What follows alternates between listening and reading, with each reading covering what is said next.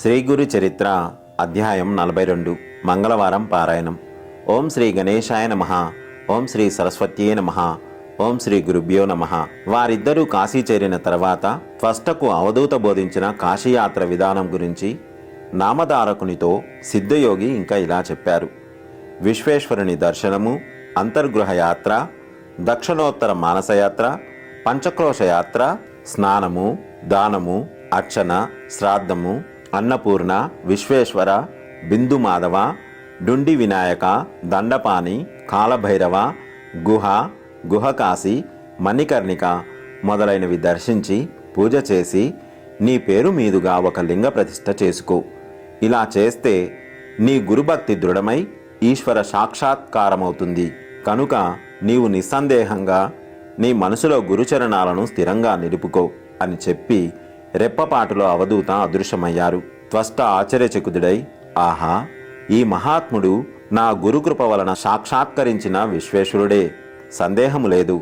తనను నేను ఆరాధించకున్నా ఆయన ప్రసన్నుడవడము గురుకృప వలనే గదా, లేకపోతే ఎన్నో సంవత్సరాలు తపస్సు చేసిన ప్రసన్నుడు కాని ఈశ్వరుడు నాకెందుకు ప్రసన్నుడవుతాడు అనుకొని యథావిధిగా కాశీయాత్ర లింగ ప్రతిష్ఠ చేశాడు. అతడు ధ్యానించగానే విశ్వనాథలింగములో శంకరుడు దర్శనమిచ్చి వరం కోరుకోమన్నాడు. అతడు తన గురువు, గురు భార్య మొదలైన వారు అడిగినవి విన్నవించాడు. శంకరుడు వరమిచ్చి, నాయనా, నీ గురుభక్తికి మెచ్చాను. నీవు విశ్వకర్మ అనే సృష్టికర్తవు అవుతావు అని ఆశీర్వదించి అదృశ్యుడయ్యాడు. త్వష్ట సంతోషించి తన గురువు, గురుపత్ని, పిల్లలు కోరినవన్నీ సృష్టించి సమర్పించుకున్నాడు. గురువు సంతోషించి అతనికి జ్ఞానము, సర్వసిద్ధులు, నవనిధులు, యశస్సు కలిగేలా ఆశీర్వదించారు. కనుక గురుభక్తి వలన సాధ్యము గానిది ఏదీ లేదు. గురుభక్తునికి ముగ్గురు మూర్తులు వశులవుతారు. గురువు లేక మోక్షము సిద్ధించదు. శ్రీగురుడు గురుసేవా ప్రాశస్తం చెప్పడం అయ్యేసరికి సూర్యోదయమైంది. సాయందేవుడు శ్రీగురునికి నమస్కరించి ఆనంద పార్వశంతో, ఓ కృపామూర్తి, నాకిప్పుడు ఒక అపూర్వమైన దర్శనమైంది. మీరీ కథలో భాగంగా కాశీయాత్ర వివరిస్తుంటే నేను మీతో కలిసి కాశీక్షేత్రం దర్శించినట్లు అనుభవమైంది. అది నిద్రావస్థో లేక స్వప్నమో తెలియడం లేదు. జగద్గురు, మీ నిజతత్వము తెలియని మూడులకు విశ్వేశ్వరులైన మీరు మానవులుగా కనిపిస్తున్నారు. మీరు ఎక్కడ ఉంటే అదే కాశీ అంటుంటే అతని శరీరమంతా రోమాంచితమై కంఠం గద్గదమైంది. అతడిలా శ్రీగురుని స్తుతించాడు. మొదట అద్వైలుగా ఉండి సంకల్ప మాత్రాన ఈ బ్రహ్మాండ రూపం ధరించి మరల దానిని పాలించడానికి అవతరించిన ఓ నృసింహ సరస్వతి, మీ పాదపద్మములకు వందనములు. కలి ప్రభావం వలన ధర్మం నశించి యజ్ఞయాగాదులు కరువైనప్పుడు దేవతల ప్రార్థనను అనుసరించి భూమిపై అవతరించి ధర్మాన్ని పునరుద్ధరిస్తూ లోకానికి జ్ఞానజ్యోతిని అనుగ్రహిస్తున్న ఓ నృసింహ సరస్వతి, మీ పాదపద్మములకు నమస్కారములు. సంసార సాగరంలో మునిగి ఉన్న భక్తులను తరింపజేయడానికి అవతరించి చతుర్థాశ్రమం స్వీకరించి లోకోద్ధారణ చేస్తున్న ఓ నృసింహ సరస్వతి, మీ పాదపద్మములకు నమస్కారములు. స్వామి, మీ చరిత్ర చిత్రమైనది.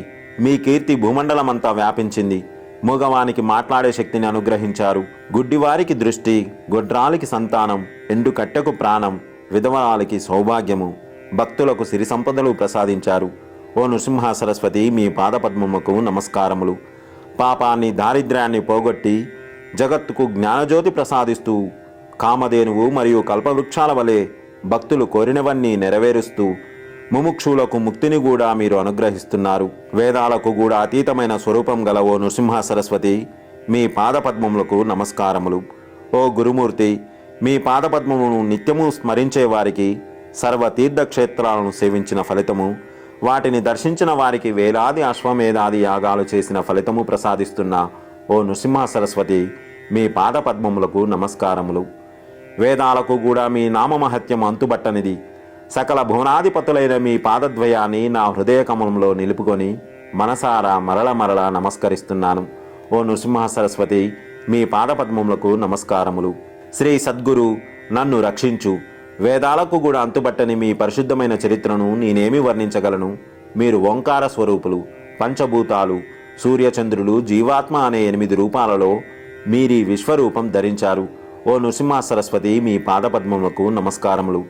ఈ కలియుగంలో భక్తులను ఉద్ధరించడానికి దండకమండలధారి అయిన యతీశ్వరుని రూపంలో అవతరించి భీమా అమరజ సంగమంలో శ్రీ నృసింహ సరస్వతి అను పేర నివసించిన శ్రీ గురు మీ పాదపద్మములకు నమస్కారములు.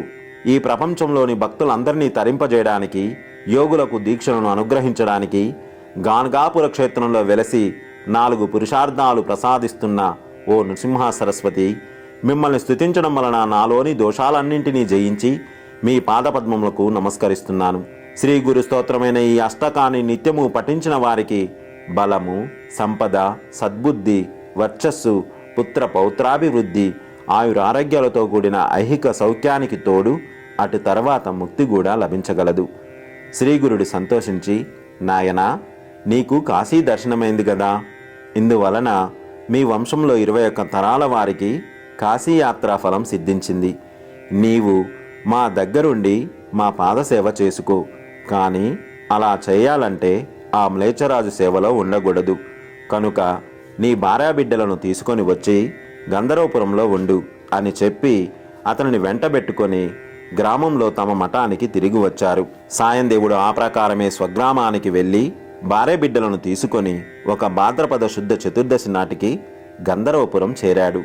అతడు శ్రీగురుని దర్శించి, త్రిమూర్తి, మాలకాకి మానస సరోవరంలో మునిగి రాజహంస అయినట్లు మీ దర్శన మాత్రం చేతనే మా పాపాలన్నీ నశించిపోతాయి.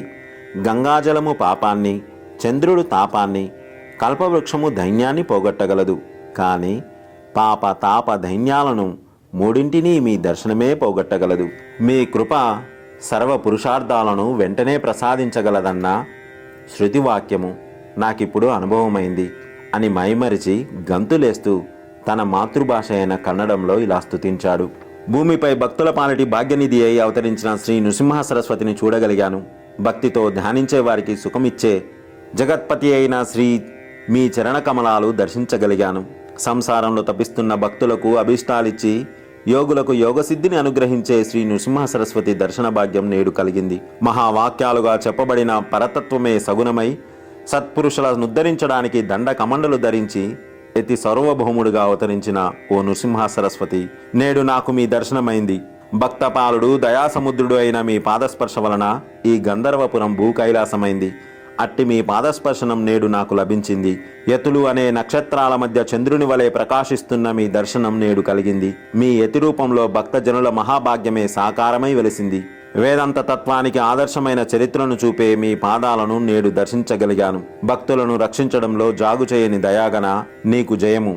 ఆనంద సముద్రుడు గంధ పరిమళాలతో శోభిల్లే యోగిజన వల్లభుడు అయిన శ్రీకృష్ణుణ్ణి మీ రూపంలో దర్శిస్తున్నాను. ప్రకృతి పురుషుల అభేదాన్ని నరసింహ ప్లస్ సరస్వతి అనే పేర సార్థకమునర్చిన జగద్గురు రూపంలో సంచరిస్తున్న మహావిష్ణువును నేడు దర్శించుకున్నాను. శ్రీగురుడు ఎంతో సంతోషించి అతనిని, అతని భార్యాబిడ్డలను తమ సన్నిధిలో కూర్చోబెట్టుకొని వాత్సల్యంతో వారి క్షేమ సమాచారాలు విచారించారు. సాయందేవుడు వారందరినీ స్వామికి పరిచయం చేశాడు. అతని కొడుకులిద్దరూ నమస్కరించినప్పుడు ఆయన వారి శిరస్సులపై చెయ్యి ఉంచి ఆశీర్వదించారు. అప్పుడు సాయందేవుని పెద్ద కుమారుడైన నాగనాథుణ్ణి చూపిస్తూ ఆయన, సాయందేవా, ఇతడు సిరి సంపదలతో చిరకాలం జీవిస్తాడు. వీడే మా నిజమైన భక్తుడు, మాకు ప్రీతిపాత్రుడు. వీడి కీర్తి ఎంతగానో విస్తరిస్తుంది. ఇతడు వంశోద్ధారకుడవుతాడు. సౌభాగ్యవతి అయిన నీ భార్య పతివ్రత. మీకింక 4 కొడుకులు కలుగుతారు. మ్లేచ్చుని సేవించడం వలన ఈ పుణ్యం నశిస్తుంది.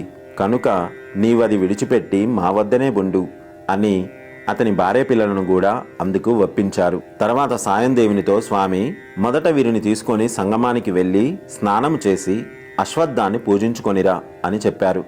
ఆనాడు అనంత పద్మనాభ చతుర్దశి కనుక నది ఒడ్డున ఎందరెందరో అనంతవ్రతము చేసుకొని శ్రీగురుని దర్శించుకోవాలని గంధర్వ నగరము వస్తున్నారు. శ్రీగురుడు సాయందేవుణ్ణి కూడా అనంతవ్రతము చేసుకోమని చెప్పారు. అతడు, మీరే నాకు అనంతులు, మీ పాదసేవయే నాకు అనంతవ్రతము, నాకింక వేరొక వ్రతమెందుకు అన్నాడు. స్వామి, నాయనా, నీవు మా మాట విని వ్రతం చేసుకో. పూర్వము కౌండిన్యుడు అనే ఋషి ఈ వ్రతము చేసుకొని అభిష్టాలన్నీ పొందాడు. నీవు కూడా కౌండిన్యస గోత్రుడివే కనుక ఈ వ్రతం ఆచరించు అన్నారు. అప్పుడు సాయందేవుడు, స్వామి, అలా అయితే ఆ వ్రత విధానమేమో మా గోత్ర ఋషి దాని వలన ఎలా కృతార్థులయ్యారో వివరించండి అని కోరాడు. శ్రీ గురుడు వివరించారు. ఓం శ్రీ దత్తాయ గురువే నమః.